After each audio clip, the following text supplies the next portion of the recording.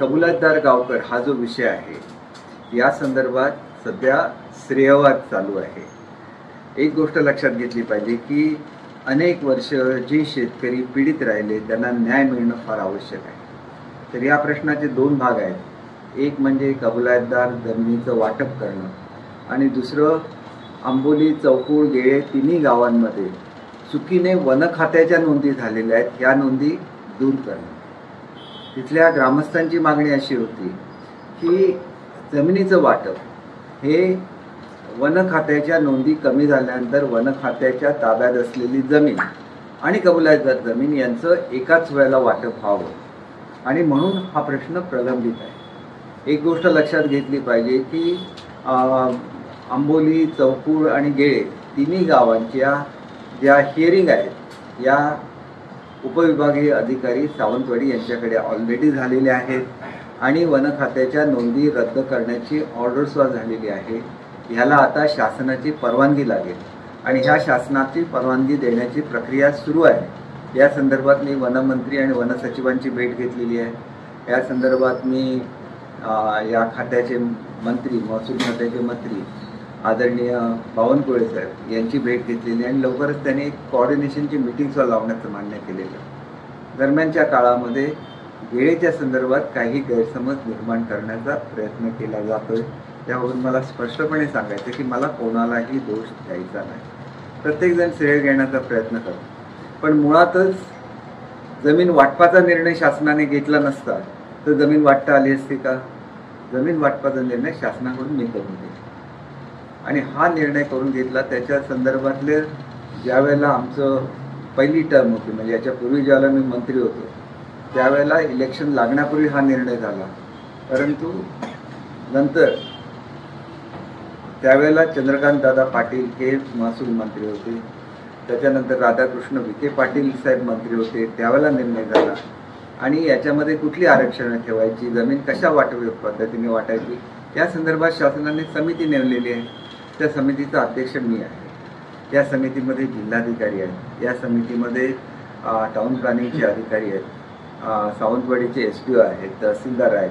तर ही एक वेगळ्या तऱ्हेची समिती आहे की लोकांना न्याय मिळाला पाहिजे यासाठी ही समिती काम करते। आज सुद्धा गेळेला जे वाटप झालेलं आहे ते पूर्ण जमिनीचं वाटप झालेलं नाही, फक्त 169 लोकांना त्यांचे सातबारे देण्याची ऑर्डर झालेली आहे। एकूण 270च्या आसपास लोकांना हे सातबारे द्यायचे आहेत, लवकरच ते दिले जातील। हे प्लॉटसुद्धा मी स्वतः माझ्या कमिटीने करून दिलेले आहेत आणि त्याप्रमाणे प्रत्येक माणसाला न्याय मिळेल अशा पद्धतीने हे प्लॉट करून दिलेले आहेत आणि त्याच्यामुळे निश्चितपणे गेळेवासियांना न्याय मिळेल आणि हाच न्याय आंबोली आणि चौकूळ दोन्ही गावातल्या लोकांना मिळेल। गेळे हे छोटं गाव असल्यामुळे त्याची मोजणी होऊ शकली।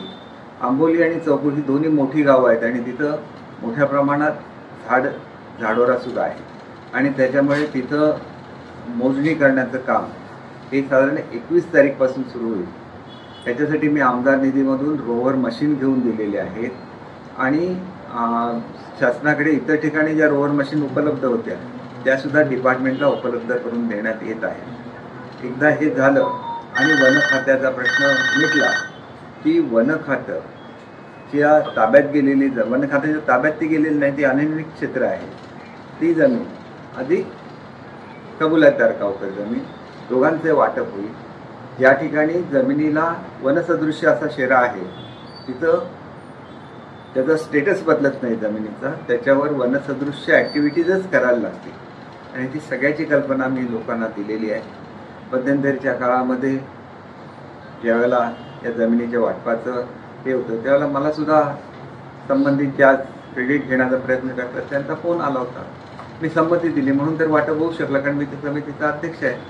त्याच्यामुळे मला कुठलंही श्रेय घ्यायचं नाही। ज्यावेळेला आपण एखादं काम करतो त्याला आपल्या भागातले जे ज्येष्ठ नेते आहेत जसं रवींद्र चव्हाण साहेब असतील, पालकमंत्री नितीश राणे असतील, सर्वांना बरोबर घेऊन त्यांच्या मार्गदर्शनाखाली सगळी कामं व्हायला लागतात। मी सुद्धा ती सगळी पद्धत अवलंबतो। तर कोणीही असं करत असताना कोणाला जर डावलण्याचा प्रयत्न केला तर दुसऱ्या साईडने त्याची रिॲक्शन येते। काल संजू परबनी एक प्रेस कॉन्फरन्स घेतली असं मला कळलं, तर हे स्वाभाविक त्यांच्या भावना दुखवतात, मग ते प्रेस कॉन्फरन्स घेतात। तर हा वाद असा होता कामा नये, श्रेयवादाचा वाद होता कामा नये। शेतकऱ्यांना जमिनी मिळाल्या पाहिजेत आणि हा प्रश्न जो अनेक वर्ष प्रलंबित होता, ज्याचा परिणाम तिथल्या स्थानिक लोकांवर झालेला आहे, तो लवकरात सुटला पाहिजे, हीच माझी भूमिका आहे आणि तो लवकरात लवकर सुटेल. आजसुद्धा मी या संदर्भातली मीटिंग ठेवलेली आहे आणि ह्याच्यानंतरच्या काळामध्ये दर 15 दिवसातून एकदा आमच्या समितीची बैठक होईल, जेणेकरून लोकांना सुद्धा कळेल की काय प्रोग्रेस चालू आहे. हा प्रोग्रेस कळला नाही तर लोकांचा गैरसमज होतो. आज आंबोली चौकूची लोक काय म्हणतील की आमचं वाटप का नाही झालं, तर आज मला अतिशय स्पष्ट शब्दात सांगायचं आहे की गेळेचं झालेलं सातबारांचं वाटप हे फक्त कबूलातदार जमिनीचं आहे, वन जमिनीचा त्याच्यामध्ये समावेश नाही.